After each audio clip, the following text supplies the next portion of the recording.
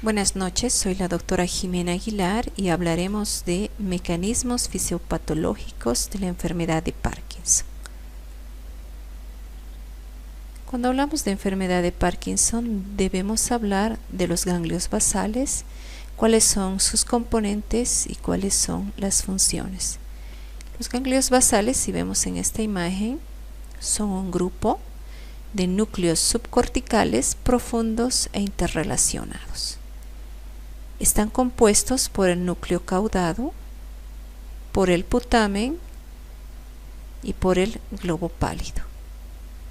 Inicialmente, el núcleo caudado y el putamen forman el cuerpo estriado y el putamen y el globo pálido forman el núcleo lentiforme. Estos se encuentran en el interior de los hemisferios cerebrales. Aparte de esos ganglios basales, tenemos otros que son, por ejemplo, la sustancia negra.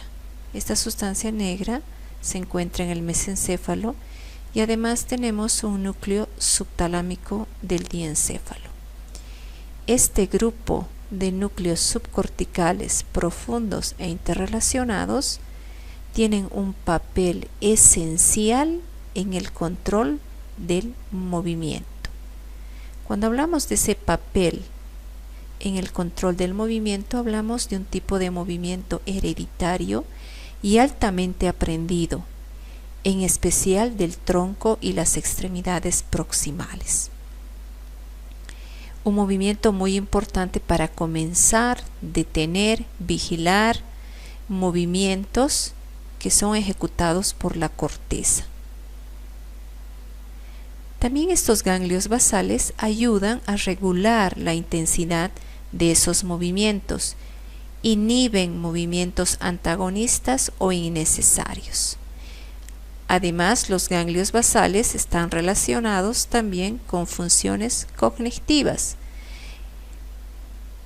estrechamente relacionados con la conexión que tienen con la corteza cerebral, de tal manera que los ganglios basales vigilan la información sensitiva que proviene del exterior y la aplican a la información almacenada en la memoria, de tal manera que en unos pocos segundos, de manera subconsciente, se puede establecer patrones de movimiento que se necesitarían para lograr una meta. Además, tiene funciones perceptuales.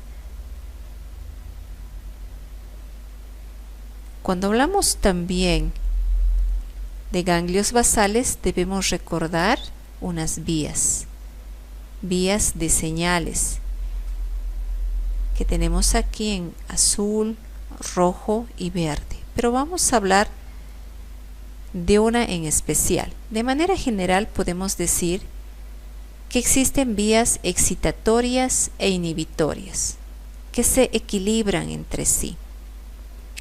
La vía nigroestriatal, que se encuentra en rojo, es una vía inhibitoria, de tal manera que los axones de la sustancia negra se proyectan hacia el cuerpo estriado, formando la vía nigroestriatal y proveyendo de esta manera la dopamina al cuerpo estriado. Esa es la vía que no hay que olvidar cuando vamos a hablar de Parkinson. En el Parkinson se produce una deficiencia de esta vía, es decir, una deficiencia de la proyección dopaminérgica de este circuito. Este circuito forma parte del sistema extrapiramidal de regulación motora, de tal manera que la deficiencia se traducirá en trastornos del movimiento.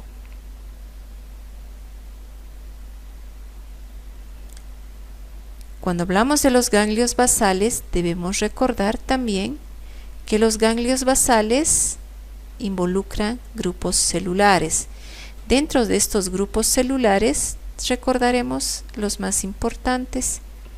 Entre ellos, si volvemos a la anterior imagen, vemos la sustancia negra. En la sustancia negra tenemos neuronas dopaminérgicas, es decir, células que usan la dopamina como neurotransmisor, sintetizan dopamina. Estas neuronas son ricas en un pigmento negro llamado melanina, y la alta concentración de la melanina le da la característica de hiperpigmentación. En otras revisiones se la llama también locus niger. El cuerpo estriado está formado por neuronas a las que se denominan interneuronas colinérgicas locales. Esto es muy importante, recordar que tenemos neuronas dopaminérgicas e interneuronas colinérgicas. Debemos hablar también de neurotransmisores. Uno de los neurotransmisores importantes, muy importantes en este tipo de patología, es la acetilcolina.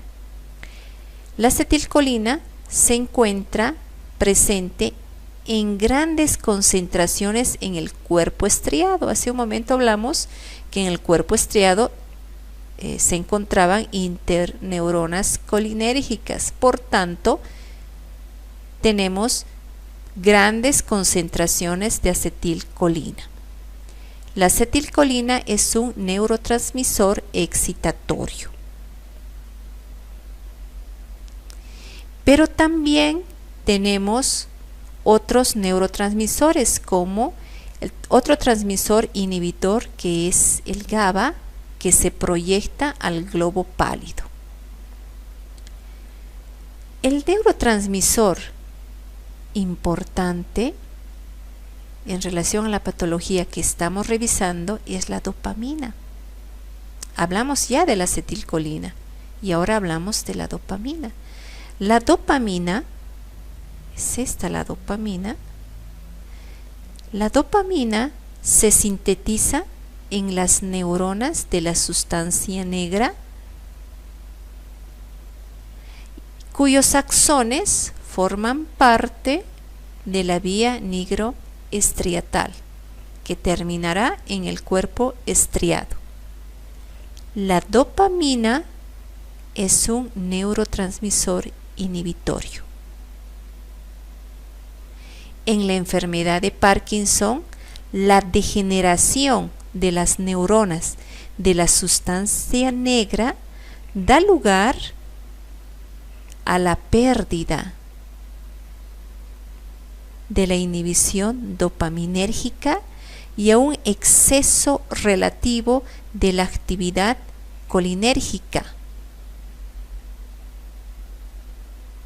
Entonces, recordamos estos dos neurotransmisores en especial, la acetilcolina y la dopamina, que están relacionados con los trastornos del movimiento característico de esta enfermedad. Pero tenemos también hacia la derecha otra imagen muy interesante en la que podemos describir lo siguiente. Esta es una terminal presináptica y recordamos que la dopamina es un neurotransmisor inhibitorio, y ese neurotransmisor inhibitorio es necesario que a nivel de la terminal presináptica sea inocua para la neurona. ¿Y cómo logra ser inocua para la neurona? A través del almacenamiento. a través del almacenamiento en vesículas. Y esta capacidad de este neurotransmisor de ser almacenado en vesículas sinápticas está realizado o se produce por una proteína. Esta proteína es la alfa-sinucleína. En la enfermedad de Parkinson se produce mutaciones de esta proteína que alteran la capacidad de almacenamiento dentro de las vesículas de la dopamina. En la imagen inferior tenemos la alfa-sinucleína.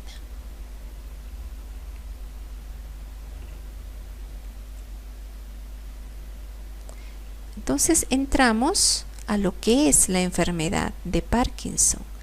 La enfermedad de Parkinson es una enfermedad neurológica muy grave, devastadora, que afecta a millones de personas en el mundo. 80% de los casos de parkinsonismo son por enfermedad de Parkinson. En esta gráfica podemos hacer una caracterización de la distribución por edades. Se presenta entre los 40 y 70 años. Establecen un pico aproximadamente a los 57 años. En Estados Unidos, el 1% de las personas mayores a 65 años tiene enfermedad de Parkinson. Tenemos prevalencias importantes e incidencias de 4 a 20 por 100.000 habitantes, ¿no? Entonces, vemos que la distribución por edades aumenta a medida que la edad se incrementa, ¿no? El pico 57. Sin embargo, puede haber casos de enfermedad de Parkinson que se presentan en poblaciones más jóvenes, incluso 25 o 40 años. La enfermedad de Parkinson es una enfermedad devastadora y se la considera como la segunda enfermedad neurodegenerativa en frecuencia, ¿no? En esta casuística se indica que afecta al 12% de la población de más de 50 años. Característicamente, esta enfermedad es progresiva, crónica, en la cual se produce una lenta degeneración de las neuronas dopaminérgicas de la sustancia negra. Algo también bien importante, en otras revisiones indican que la enfermedad de Parkinson afecta más a los varones en relación que a las mujeres. Su curso es lento, gradual y es un trastorno muy heterogéneo. También un concepto que quisiera que mantengan es que la enfermedad de Parkinson se caracteriza por la presencia de síntomas motores. Entonces recordamos ganglios basales, recordamos dopamina y también síntomas no motores. Entonces hablamos de esa respuesta hipercolinérgica que se presenta en el Parkinson. Quisiera que no olviden estos dos puntos. Para que los signos clínicos se hagan evidentes, se requiere una pérdida superior al 80% de las neuronas del locus niger. La enfermedad de Parkinson se traduce por trastornos del movimiento por disfunción de la vía nigroestriatal.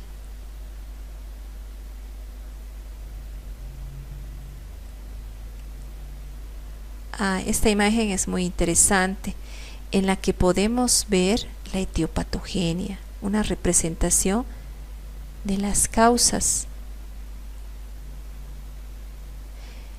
Aquí es muy interesante porque habla del Parkinson o de la enfermedad de Parkinson. Estamos hablando de la idiopática y hace una relación con unos factores de riesgo muy importantes, y un factor de riesgo es la edad, ¿no? Si ustedes recuerdan la imagen previa en la que se mostraba una distribución por edades, era muy evidente que los casos de Parkinson se incrementaban a mayor edad. Pero también tenemos otro factor de riesgo en relación a las toxinas ambientales. Esto es muy importante. Muchas toxinas ambientales han sido relacionadas con la enfermedad de Parkinson. Por ejemplo, se ha visto el contacto con el manganeso. También se ha visto, por ejemplo, la intoxicación por monóxido de carbono, que podrían relacionarse con la enfermedad de Parkinson, ¿no? También tenemos factores genéticos. Dentro de estos factores genéticos, mutaciones. Mutaciones a nivel, por ejemplo, del PARC1, PARC2 y PARC5. Se refieren a mutaciones genéticas de proteínas que sintetizan, por ejemplo, a la alfa-sinucleína. Son mutaciones genéticas que alteran la síntesis de algunas proteínas. PARC2, que altera la síntesis de la parquina, y PARC5, que altera la síntesis de la ubiquitina C-terminal hidrolasa, ¿no? Entonces, esas alteraciones genéticas se han identificado en esos pacientes con enfermedad de Parkinson.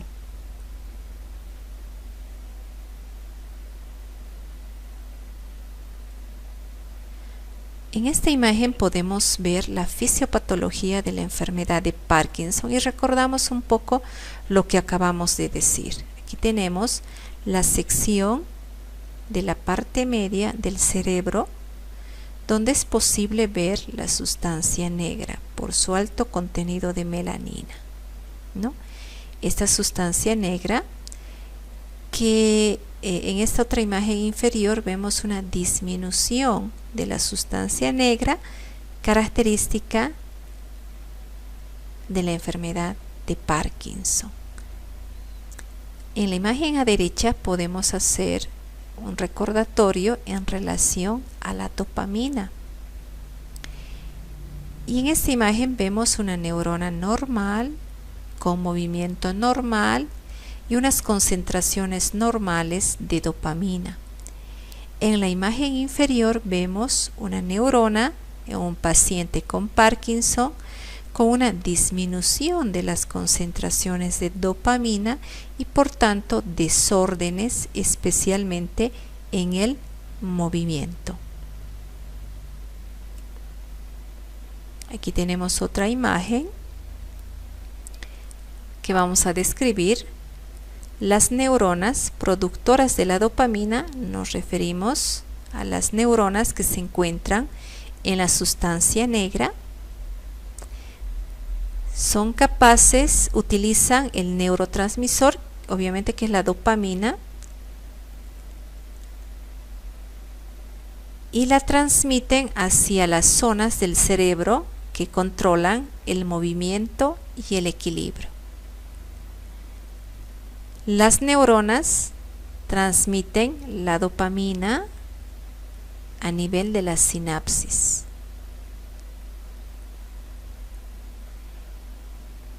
A nivel de la sinapsis ocurre un evento característico muy interesante en el cual tenemos una dopamina que tiene función inhibitoria, pero esa concentración de dopamina con función inhibitoria se encuentra disminuida. Ante esta situación, tenemos que la acetilcolina con función excitatoria se encuentra incrementada. Entonces, el deterioro de esta sustancia negra produce una disminución del neurotransmisor de dopamina y un incremento de la acetilcolina. La alta concentración de acetilcolina produce un exceso de la actividad por efecto de la acetilcolina en la enfermedad de Parkinson. Es decir, estamos hablando de un estado hipercolinérgico.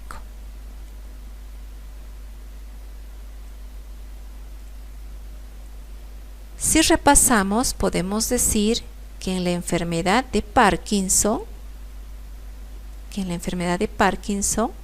se produce la pérdida de las neuronas dopaminérgicas, la degeneración de la vía dopaminérgica nigroestriatal. Esta degeneración provoca un desequilibrio de neurotransmisores excitatorios. Nos referimos a la acetilcolina e inhibidores neurotransmisores. Nos referimos a la dopamina a nivel del cuerpo estriado. Esto provoca alteraciones en los tractos extrapiramidales que controlan los movimientos y también genera sintomatología hipercolinérgica. No nos olvidemos de este neurotransmisor excitatorio, la acetilcolina. Cuando hablamos de la alteración extrapiramidal en referencia a los movimientos, el paciente podrá presentar temblor de reposo, rigidez, bradicinesia, alteraciones de la marcha y postura.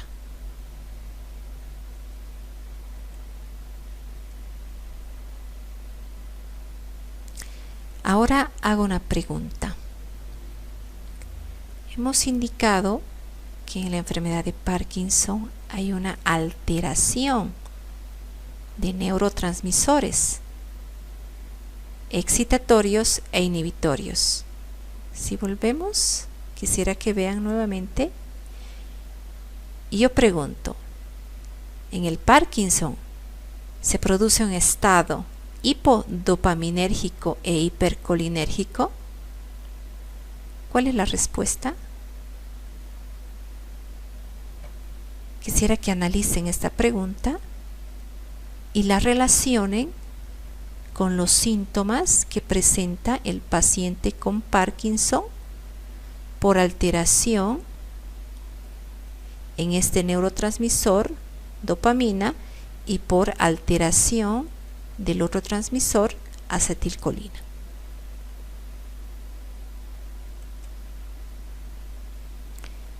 Esta imagen es muy interesante. Son los cuerpos de Levy. ¿Qué serán los cuerpos de Levy? Estos cuerpos de Levy han sido considerados en muchas revisiones como característicos de la enfermedad de Parkinson. Y aquí podemos ver estas imágenes. Aquí tenemos el locus niger y aquí tenemos estos cuerpos. La neurodegeneración de las células dopaminérgicas se acompaña de una agregación de proteínas. Esa agregación de proteínas se produce en las neuronas, obviamente, de la sustancia negra. Esa agregación de proteínas nos estamos refiriendo a la agregación de la alfa-sinucleína dentro de los cuerpos de Levy. Estos cuerpos de Levy aparecen en fases tempranas de la enfermedad de Parkinson. Muy interesante. Tal vez volvemos al anterior. Estos cuerpos de Levy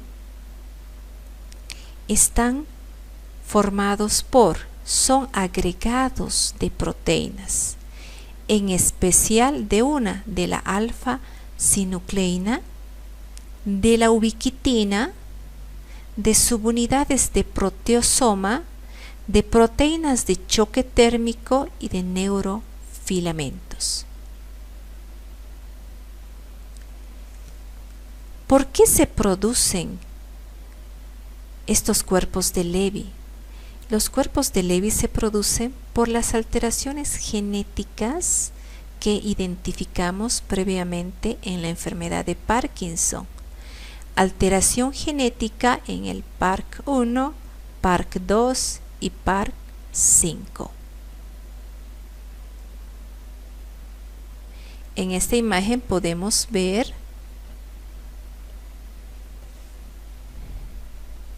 la enfermedad de Parkinson en relación con la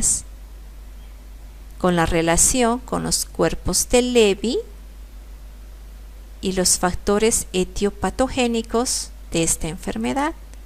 Aquí estamos en la enfermedad de Parkinson y recordamos más bien, que en la enfermedad de Parkinson se reconocen factores de riesgo.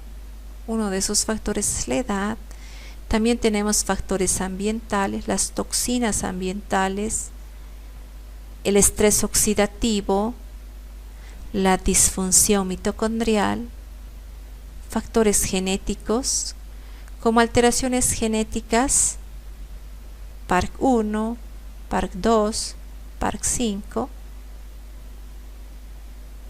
que son reconocidos como factores de riesgo o factores etiopatogénicos de la enfermedad de Parkinson.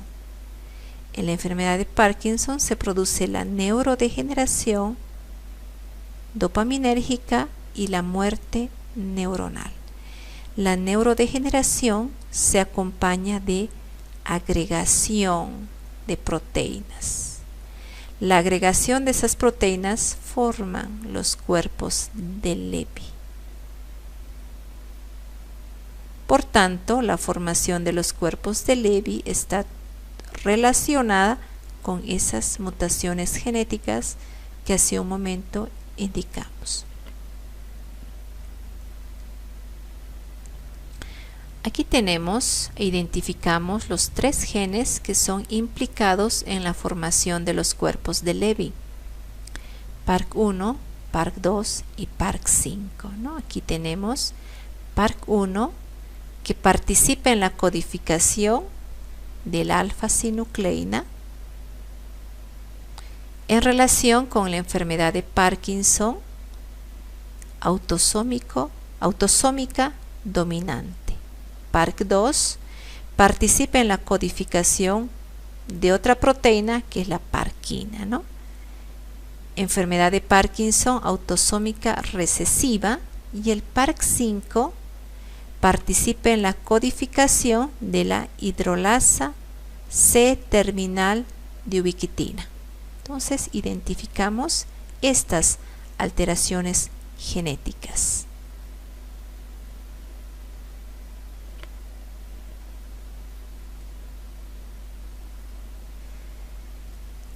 Cuando hablamos del Parkinson, y si vamos a volver a esta imagen, hablamos de que se han identificado también dentro de la etiopatogenia el estrés oxidativo, y ahora vamos a entender a qué se refiere. El estrés oxidativo se refiere a que en condiciones normales, las neuronas dopaminérgicas se exponen a estrés oxidativo. por el metabolismo propio de la dopamina. Ese metabolismo propio de la dopamina produce varias moléculas que actúan como neurotoxinas endógenas. Y estas neurotoxinas endógenas son la dopamina quinona, los radicales superóxido, el peróxido de hidrógeno. Inicialmente indican que el superóxido no es una molécula altamente reactiva, pero este superóxido, al convertirse en peróxido de hidrógeno, se vuelve altamente reactivo. El peróxido de hidrógeno es reactivo, pero es relativamente inocuo. Pero si se produce una reacción catalizada por el hierro, se producen radicales oxidrilo que son altamente citotóxicos. Cabe recordar que en la sustancia negra la concentración de fierro siempre es más alta que en otras regiones del cerebro, lo que puede facilitar el desarrollo y el establecimiento de la enfermedad de Parkinson si esa relación estuviera incrementada. En el Parkinson,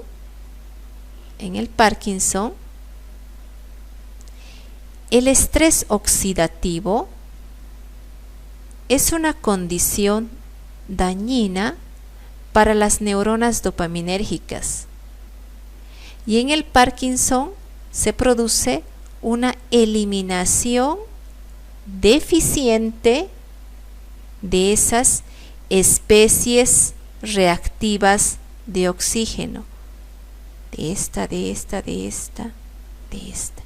¿no? Entonces, no se elimina de manera adecuada esas especies reactivas por sistemas antioxidantes intracelulares. Por alguna razón, esos mecanismos se encuentran dañados.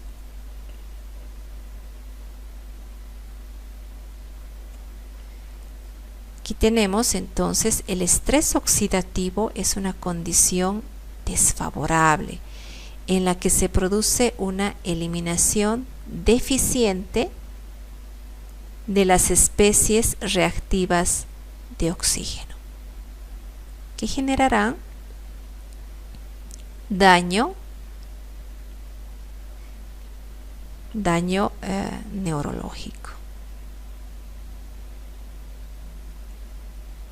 En esta imagen tenemos que el estrés oxidativo genera neurodegeneración. Y fíjense los factores que inciden en el estrés oxidativo. Hablamos de toxinas, disfunción mitocondrial,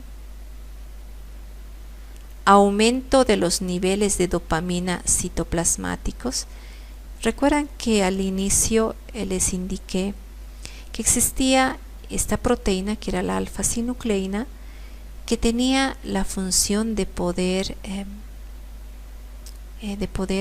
asegurar que la dopamina se encontrara en vesículas sinápticas a nivel de la terminal presináptica, es decir, la dopamina no se encuentra libre, sino en vesículas. Pero cuando se produce una alteración de esta proteína, una mutación de esta proteína, se produce la disfunción de esas vesículas. Y esas vesículas en disfunción generan aumento de los niveles de dopamina citoplasmáticos, y eso se relaciona con el estrés oxidativo y neurodegeneración.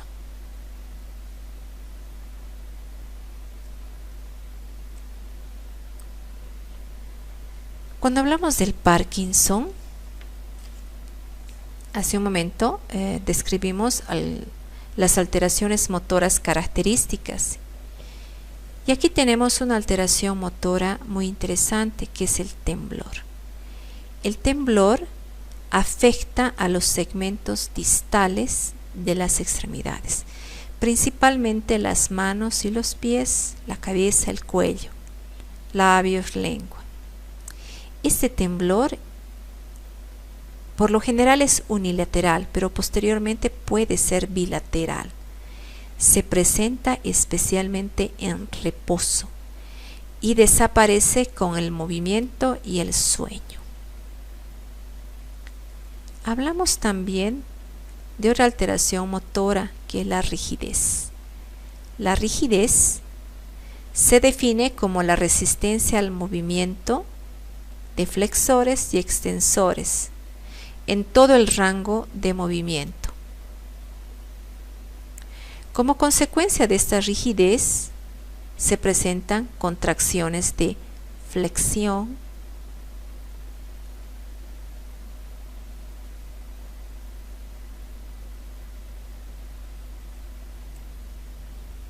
en esta imagen podemos ver también otra característica motora, y vemos también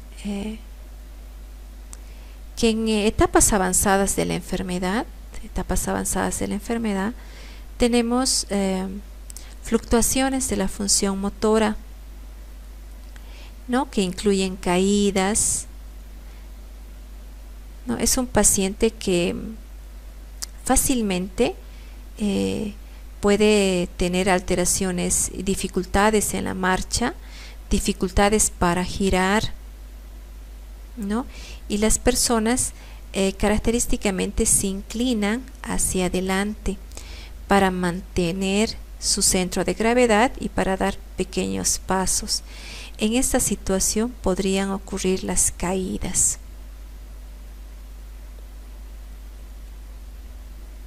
Dan pasos pequeños.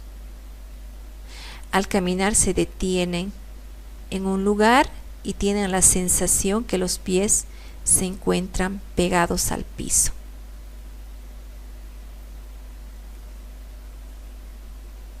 Estas manifestaciones pueden profundizarse con el progreso del tiempo.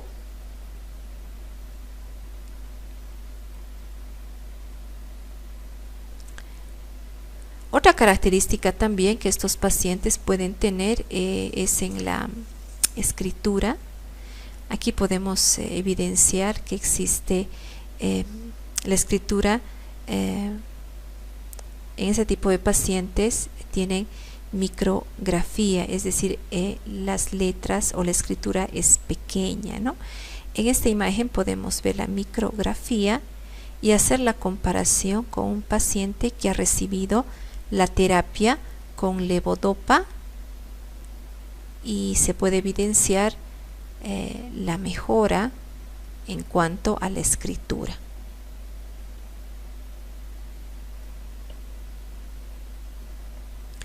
Los pacientes, estos pacientes también, en este tipo de pacientes también los movimientos faciales se limitan. Tienen una expresión facial muy rígida, como si tuvieran una máscara. Han perdido el reflejo del parpadeo y la expresión emocional, ¿no? Tienen dificultades, por ejemplo, para deglutir. De esta manera puede verse que los pacientes tienen bastante saliva a nivel de la cavidad oral. Tienen dificultades en el habla, mala articulación de las palabras.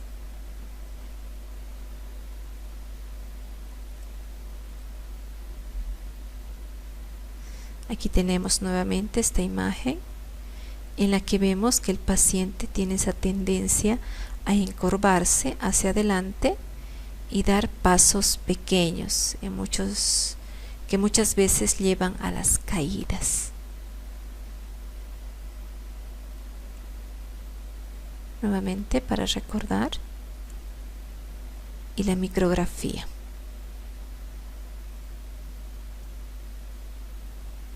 La fascia en forma de máscara.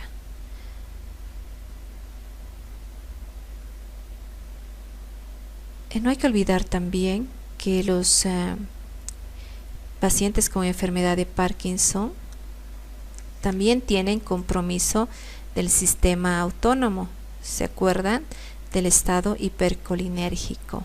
Entonces, estos pacientes además tendrán sintomatología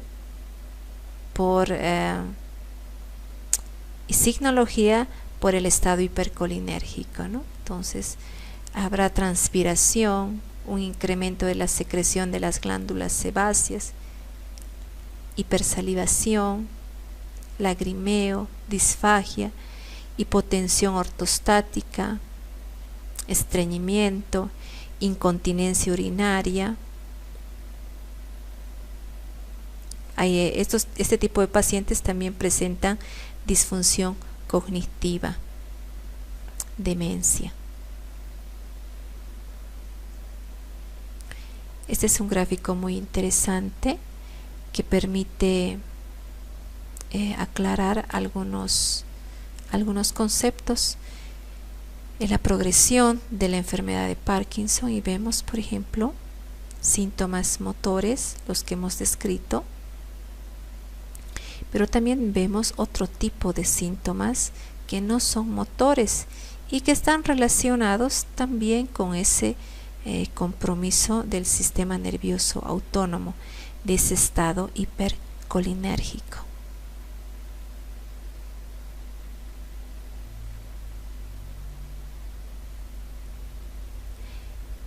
Pero no todo es malo en la enfermedad de Parkinson. La enfermedad de Parkinson es una enfermedad descrita por primera vez en 1817 por el médico británico James Parkinson, que la definió en esa oportunidad como una parálisis agitante, ¿no? Posteriormente tenemos que el neurólogo francés Charcot le dio el nombre de enfermedad de Parkinson. Entonces tenemos bastante tiempo desde ese primer caso. En el tratamiento es interesante si nosotros recordamos que hay un estado hipodopaminérgico y un estado hipercolinérgico, pues tendremos que utilizar medicamentos que actúen sobre esos mecanismos. Por ejemplo, sobre el estado hipodopaminérgico se utiliza la levodopa. La levodopa es un precursor metabólico de la dopamina que atraviesa la barrera hematoencefálica y penetra en los ganglios basales, donde es decarboxilada para formar dopamina y reemplazar al neurotransmisor que se encuentra deficitario, ¿no? La levodopa ha sido asociada con un inhibidor de la descarboxilasa periférica, que es la carbidopa. La asociación de estos dos fármacos reduce las dosis requeridas de levodopa mediante la disminución de su catabolismo y además aminora los efectos colaterales y permite una liberación más eficiente de la levodopa en el cerebro. Y también tenemos fármacos anticolinérgicos. Esos fármacos pueden utilizarse de manera solitaria en fases precoces del tratamiento y posteriormente para completar la terapia con levodopa, ¿no? Entonces, Esos son los medicamentos que se podrían utilizar. Obviamente en la clase de farmacología van a hacer la profundización de esos medicamentos. Esta es una imagen de la película Despertares, en la que se presenta un caso de enfermedad de Parkinson. Bueno, para mayor información nos basamos en el libro de Fisiopatología de Port y también en el artículo de actualización de enfermedad de Parkinson que se encuentra en nuestra plataforma. Bueno, hasta pronto y que esta clase les haya servido.